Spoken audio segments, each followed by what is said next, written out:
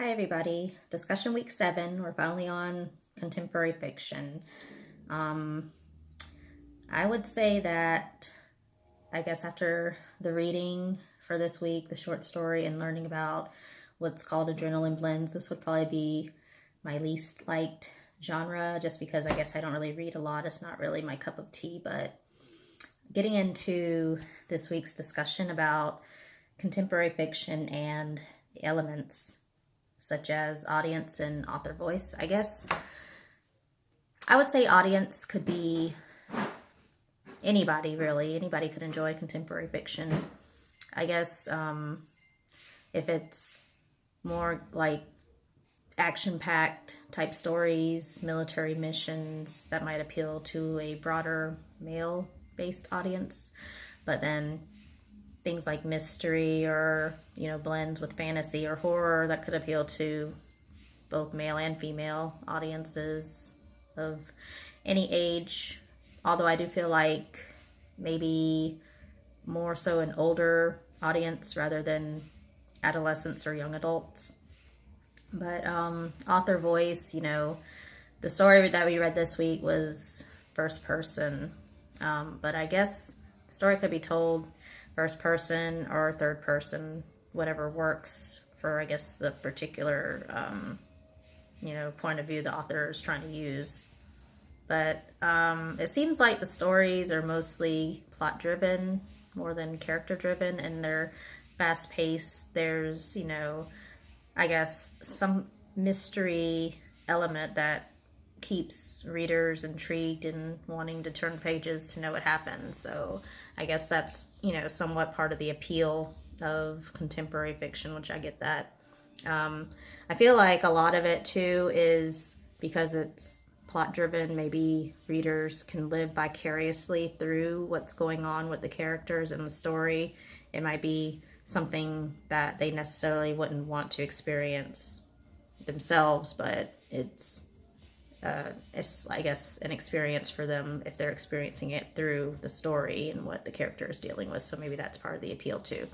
But one thing that also stood out in the reading about adrenaline blends, they said there was like a clear good guy, bad guy dichotomy, and I guess, not having that blurred sense of morals and who you're wanting to come out on top at the end of the story, that's satisfying as well, because that more than likely, well, hopefully the good guy will prevail and the bad guy will be punished. But as far as addressing contemporary fiction as a genre and how the stories that we read fit in, I can't really say I enjoyed this week's story. I kind of found it kind of confusing, actually, but I might have to go back and reread it again. But it was kind of mundane, I guess. I got vibes of Charlotte Perkin Gilman's, or maybe it's Gilman Perkins. Anyway, the lady that wrote The Yellow Wallpaper. I got vibes from that, from when the woman narrating is talking about how she's on bed rest and she can't really do a whole lot. But I don't know. I'm not really sure about how that story fits into contemporary, except that I guess, I don't know, there's a sense of mystery about,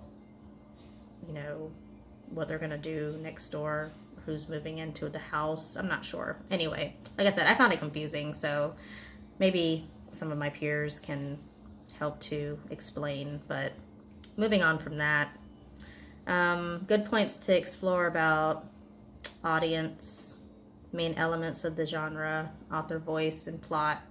As I already stated, I feel like the readers, they want an intense reading experience, and that's why, I guess, in particular, adrenaline blends, that's what that provides for them. So maybe that's why they gravitate towards that particular genre, because of the action-packed plots and the fast pacing.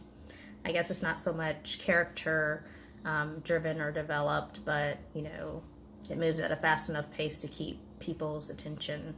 As I said before, things that you can experience vicariously.